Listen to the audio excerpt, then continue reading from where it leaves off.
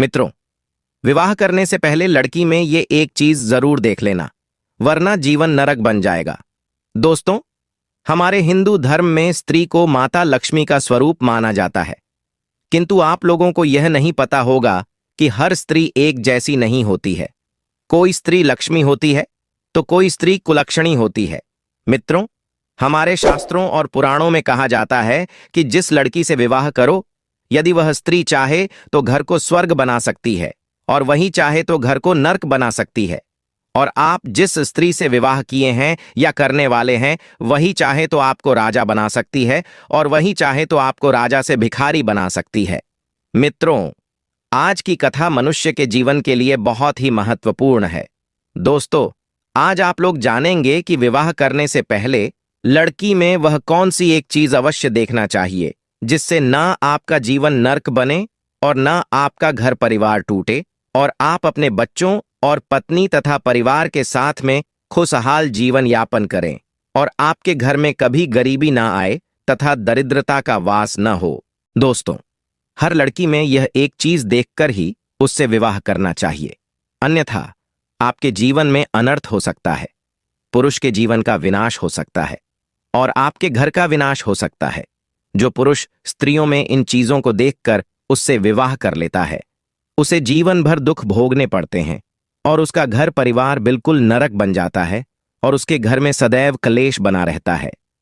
मित्रों, आज आप लोग इस प्राचीन कथा के माध्यम से जानेंगे कि औरत की कौन सी चीज देखकर उसे विवाह करना चाहिए।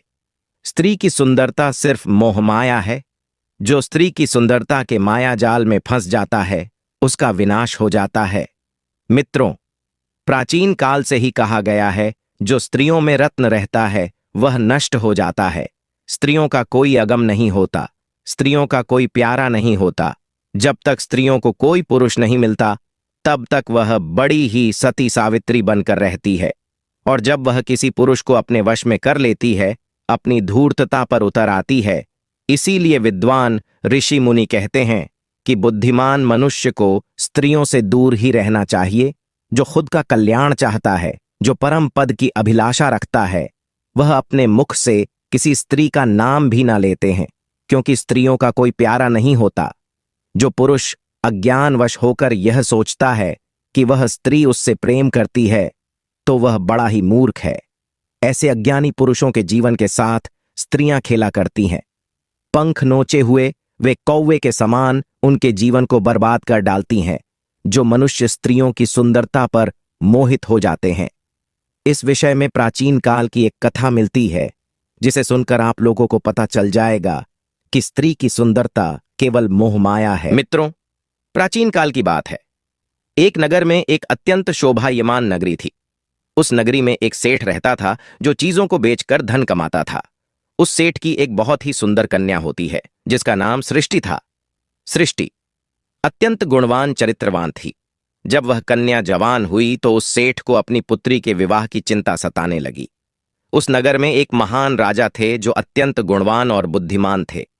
उस राजा का एक पुत्र था जो बहुत ही चंचल और उन्मत्त स्वभाव का था। वह सदैव ही सुंदर सुंदर स्त्रियों से घिरा हुआ रहता था। वह सुंदर सुंदर स्त्रियां से अपने मन की इच्छाओं की पूर्ति करवाता था। अपने राजमहल में बैठकर उन स्त्रियों को नचाया करता था और स्वयं उनके साथ मौज मस्ती किया करता था और स्त्रियों से खुद की सेवा करवाता था। उसे नाच गाना और मदिरा पीना आदि बुरी आदतें थीं। फिर एक दिन क्या होता है कि वह राजकुमार घोड़े पर सवार होकर उस नगर में सैर करने के लिए निकलता है। तभी वह घोड़े पर बैठकर उस सेठ के घर के पास से गुजरने लगता है तो वह देखता है कि एक अत्यंत सुंदर कन्या घर के सामने खड़ी होकर अपने केश सुखा रही थी। वह कन्या परम सुंदरी और मन को मोहने वाली थी। उसे देखकर कोई भी उस पर मोहित हो जाए। जब वह कन्या अपने घर से बाहर निकलती है तो वह राजकुमार उस कन्या को देखाकर मन मुग्ध हो गया, उस सुंदर कन्या पर मोहित हो गया। देखते ही उस राजकुमार को उस कन्या से प्रेम हो गया। वह सुंदर कन्या कोई और नहीं बल्कि सेठ की बेटी सृष्टि थी। सृष्टि के मनमोहक रूप ने उस राजकुमार को पूरी तरह से आश्चर्यचकित में डाल दिया। अब उस राजकुमार की सूध बुद्ध नहीं रही और वह राजकुमार वहीं से लौटकर अपने राजमहल चला आया। उस राजकुमार ने खाना पीना छोड़ दिया और पलंग पर लेटकर उसी सुंदर कन्या के बारे में सोचने लगा। उस राजकुमार ने पूरा दिन भोजन नहीं किया और दुखी होकर बस उस कन्या को पाने की कामना करने लगा। जब यह बात महाराज को पता चली कि उनके पुत्र ने खाना पीना छोड़ दिया है, तो वे दौड़ते हुए अपने पुत्र के कक्ष में चले आए। महाराज को अपने पुत्र की ऐसी हालत देखी नहीं गई। राजा कहने लगा, पुत्र, आपका मन क्यों उदास है? आप इतना व्याकुल हो? क्या आप किसी गहरी सोच में डूबे हुए हो? तभी उसका पुत्र कहता है, नहीं पिताश्री, ऐसी कोई बात नहीं है, बस थोड़ा सा मेरी तबीयत खराब हो गई है। पुत्र की ऐसी बातों को सुनकर वह राजा अपने दरबारी को बुलाता है और कहता है, जाओ तुम सेठ जी को बुला कर लाओ। हमारे पुत्र हालत हमें सही नहीं दिखाई दे रही है।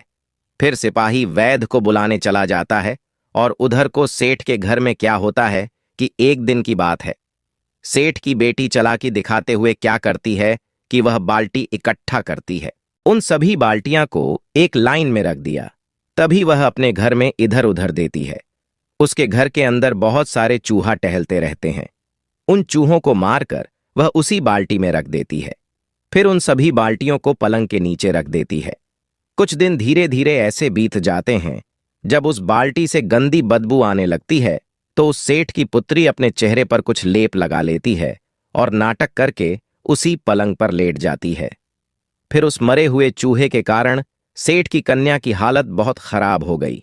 उसका चेहरा सूख गया, उसके गाल बैठ गए, उसका चेहरा किसी भूतनी की तरह दिखने लगा। उसे देखने से नफरत होने लगती थी।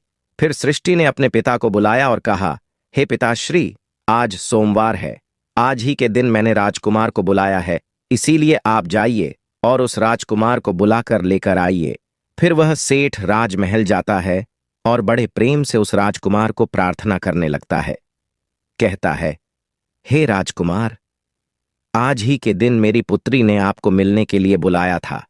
कृपया आप हमारे साथ चलिए। वह राजकुमार पहले से ही तैयार था। वह बड़ी बेसब्र से इस दिन का इंतजार कर रहा था। वह उस सेठ की कन्या से मिलने के सपने भी देख रहा था। अब उसका मन बेचैन था और वह शीघ्रता से उस सेठ की कन्या से मिलकर उसे बाहों में भरना चाहता था, उस पर प्यार लुटाना चाहता था। उस राजकुमार के दिल में उस सेठ की पुत्री सृष्टि का रूप बस गया था। वह बार बार सृष्टि के सुंदर रूप को याद करके प्रसन्न होने लगा था। वह उसे आलिंगन देने की कल्पना भी कर रहा था। फिर वह राजकुमार उस सेठ के साथ उसके घर पर जाता है। वहां उस सेठ की पुत्री सृष्टि राजकुमार का इंतजार कर रही होती है। जैसे ही राजकुमार उस सेठ के घर में घुसता है तो उसे बहुत ही गंदी बदबू आने लगती है। उस गंदी बदबू से उसका दिमाग सड़ने लगा। लेकिन वह उस सेठ की लड़की से बहुत प्रेम था, इसीलिए वह चुप रहा और कुछ ना बोला। वह अपनी नाक पर हाथ रखकर उस पलंग के पास जा पहुंचा जहां पर सृष्टि लेटी हुई थी। जैसे ही राजकुमार ने सृष्टि को देखा, उसके पैरों के नीचे की जमीन खिसक गई। उसे पसीने छूटने लगे। सृष्टि का भूतनी जैसा रूप देखकर वह राजकुमार एकदम से घबरा गया। फिर सृष्टि पलंग पर पड़े पड़े ही बोली, हे राजकुमार, आप आ गए। अगर आपको मुझसे प्रेम है तो मैं आपकी सेवा में मौजूद हूं। आपकी जो इच्छा है वह आप कीजिए। मैं आपसे विवाह करने के लिए तैयार हूं। किंतु अगर आपको मेरी सुंदरता से प्रेम है तो पलंग के नीचे देखिए, उन बाल्टियां में मेरी सुंदरता भरी हुई है, आप उसे ले लीजिए। राजकुमार कुछ भी नहीं बोलता है और सृष्टि की बातों को सुनकर वह उन बाल्टियां से रेशमी कपड़ा हटा देता है तो उसमें सड़ा हुआ चूहा नजर आता है, जिसे देखते ही राजकुमार अपनी नाक दबाकर के वहां से भाग निकलता है। सेठ के घर से बाहर निकलकर वह तुरंत ही घोड़े पर बैठकर अपने राजमहल को चला गया। वहां पहुंचकर उसने चैन की सांस ली।